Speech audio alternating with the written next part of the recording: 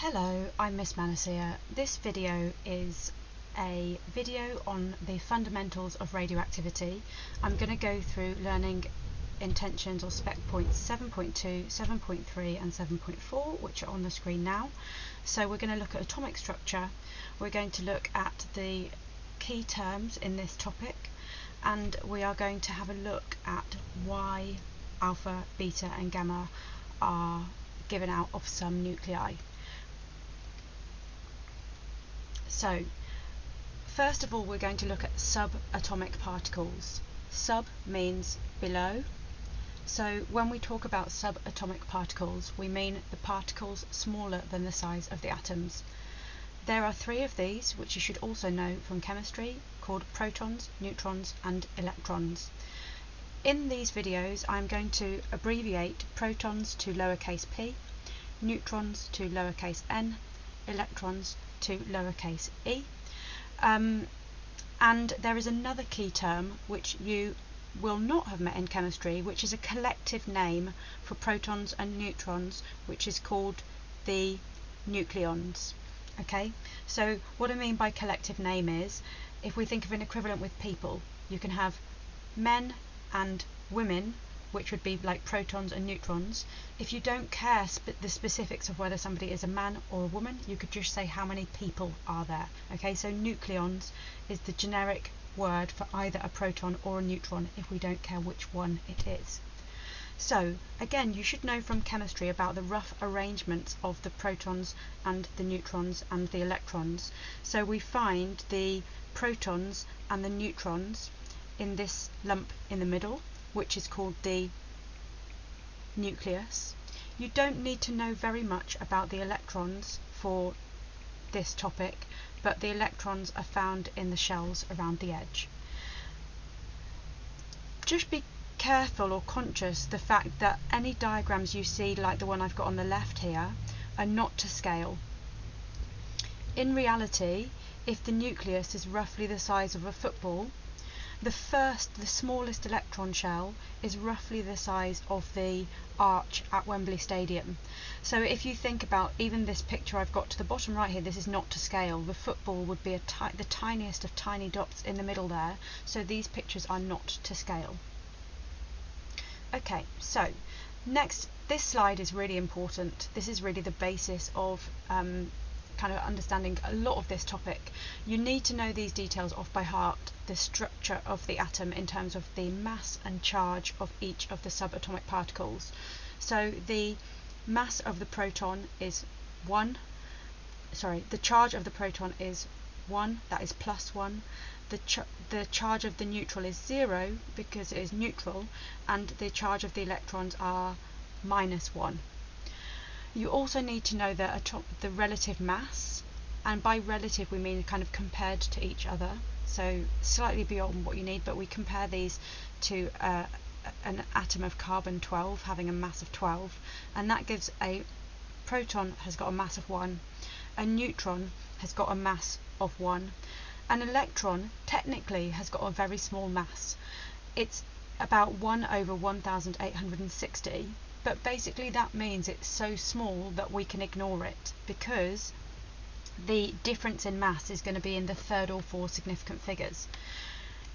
What that means is the vast majority, over 99.9% of an atom's mass, is in the nucleus.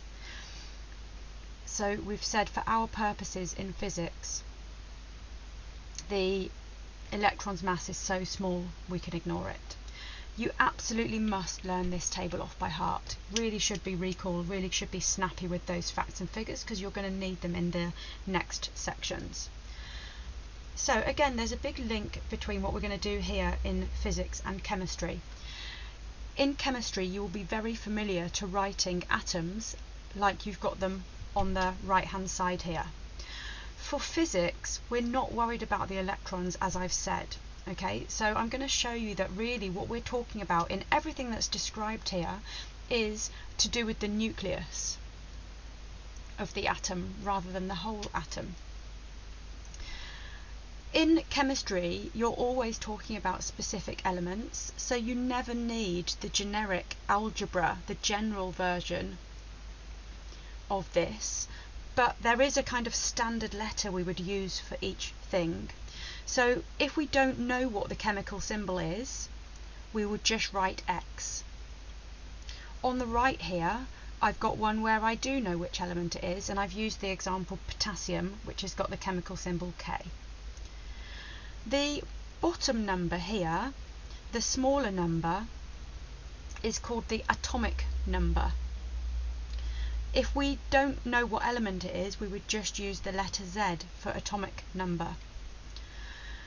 What that tells us is the number of protons.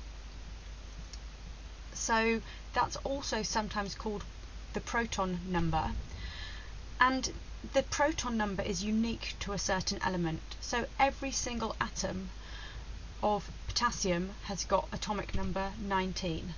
Every single atom of hydrogen has got atomic number 1. That determines what element it is. The top number is called atomic mass, and if we don't know the element, we use the generic letter capital A. Because only the protons and the neutrons have got a mass big enough for us to care about, and each of those masses is a mass of 1, the atomic mass, 39 here, tells us I've got 39 either protons or neutrons. So sometimes in physics we also call that the nucleon number. So because the mass of the electrons is negligible, that is really the atomic mass of the nucleus. So hopefully you've done this in chemistry. If you're given an element in atomic notation and you need to know the proton number, you just pick the number of protons, you just pick the bottom number there. If you wanted the number of neutrons, we would need to take the nucleon number, or the atomic mass, and subtract the number of protons to get just the number of neutrons. Okay, so the number of protons is just equal to Z, which is the atomic number, whereas the number of neutrons is A minus Z, so the difference between the two.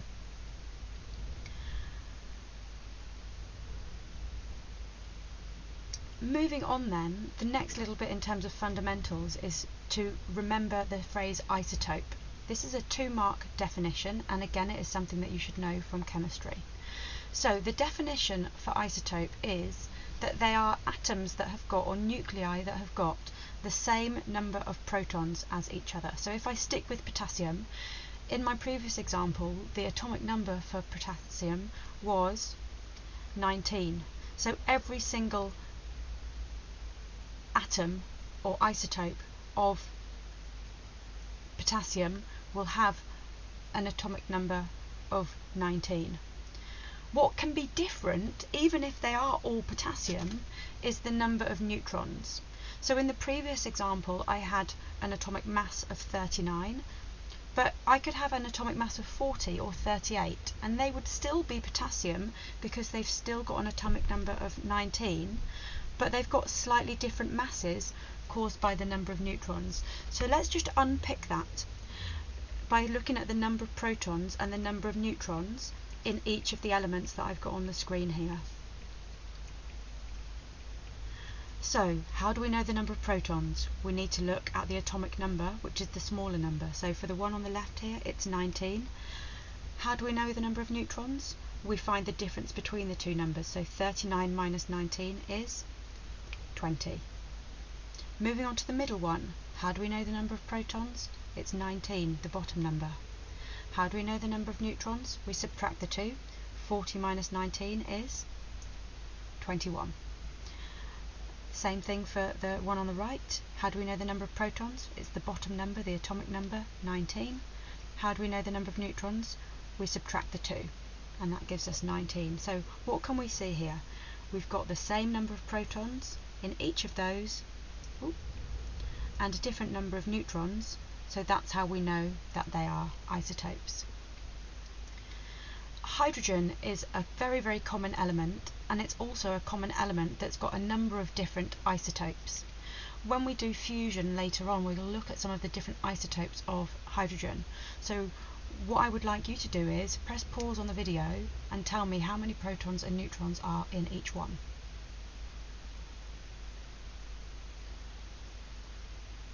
Okay, so let's have a look if you got that right. So for the first one, how many protons were there? We'll look at the bottom number here. You should have had the answer, 1. How many neutrons are there? Well, if we do the top number, subtract the bottom number, 1 minus 1 is 0. So this element of hydrogen actually has 1 proton and no neutrons. If we go on to the second one, again the bottom number, the number of protons, the atomic number is 1. If we want the number of neutrons, we've got to do the top number minus the bottom number. 2 minus 1 is 1. So you can see here we've got 1 proton, 1 neutron. On the right hand side here, again the number of protons is the atomic number, it's just 1. The number of neutrons is 3 minus 1, which is 2. So you can see all of these are isotopes of hydrogen. They've all got 1 red proton, but the number of neutrons can change. So here is a worksheet checking your understanding of everything that I've done so far.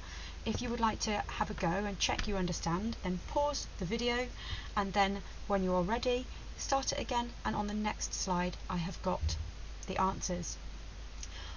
If you're happy with this, you can flick past the answers, but there is a little bit more on the video after that. Okay, so here are the answers if you wanted to go through those. The crossing out is because the original mark scheme had some errors on it, so that's why there's some crossing out. So, for the remainder of this video, we're going to focus on why some atoms are radioactive, and what I mean by that is why some nuclei are radioactive. So there's a lot of misconceptions about the phrase radioactivity. If I ask you to think about what something looks like if it's radioactive, you may get an image like this, or like this, or like this stuck in your head. In reality, it's not quite like that. Okay, so in this topic we're going to unpick what's going on. These are radioactive rocks. They just look like normal rocks. So you may unwillingly have some misconceptions about this topic. So why are some atoms radioactive? Well, the first thing we need to do is look at this atom and think, why is this atom not correct? What's wrong with it? Nobody before this topic will probably have taught you about this, but if we think about the fact that we know all of the electrons are negative and all of the protons are positive and the neutrons are neutral, they've got no charge, it makes sense that the electrons are attracted towards the nucleus because the electrons are negative and the nucleus as a whole is positive because it's only a mixture of things that are neutral and positive. But what we haven't thought about up to now is the fact that actually if all of the protons have got a positive charge, what do we know should happen? If you take a positive charge and another positive charge, like charges repel. So the protons in the nucleus should want to push apart from each other because of electrostatic repulsion. But that doesn't happen. You don't really need to know any detail about this, but what's actually going on here is there's another force. Just like we've got gravity as one force, electrostatic repulsion as another force, there's another force going on here which is much stronger than electrostatic repulsion or attraction, which is called the nuclear strong force, and that will attract all nucleons together. So it doesn't matter if you've got a proton, they would be attracted. A proton and a neutron, they would be attracted. A neutron and a neutron, they would be attracted. As long as you've got a proton or a neutron, they are always, a proton or a neutron of any type, they are always attracted. So there's got to be a balance there from the protons wanting to push away from each other and the fact that they're nucleons pulling back together. So what you actually find is that for a nucleus to be stable, and what I mean by stable is like long lasting, it won't start breaking into pieces, there must be enough neutrons there to hold the protons together. So what we find is, for small atoms with a few protons, if you've got roughly the right amount of neutrons to hold them together, it will be stable. And so what I've done here is I've been a bit cheeky because I think about the neutrons as like being the glue that's holding these together. To help you visualize this, I'm using a little super glue for a neutron. So when the atom is small, as long as you've got roughly the same number of protons and neutrons, the atom will be stable. But for large atoms, where there are a lot more protons and a lot more neutrons trying to push away, a lot more protons trying to all push away from each other, if you put roughly the same amount of protons and neutrons, it's still not stable. So what you find is for large atoms, you need a lot more neutrons than for protons. So for large atoms, what we find is, in general, the number of neutrons has to be bigger than the number of protons for them to be stable. Again, you don't need to know the detail of this, but I think it helps with this topic to have some understanding of what would cause them to be stable or not stable. So, what happens if they're stable? What that means is they just stay as they are for a really long time. If they are not stable, that's what brings us on to this topic. So if they are not stable, they give out what we call radiation to become stable. That process of giving out radiation is called radioactive decay. It's called decay because it's not caused by anything, it's not stimulated by anything, it just breaks down into smaller pieces. There are only 3 things a nucleus can emit to try and become stable. Those things are called alpha, beta, and gamma. And the next thing we need to do is unpick what each of those are and a little bit about them. So that's everything for video 1 on the fundamentals of radioactivity.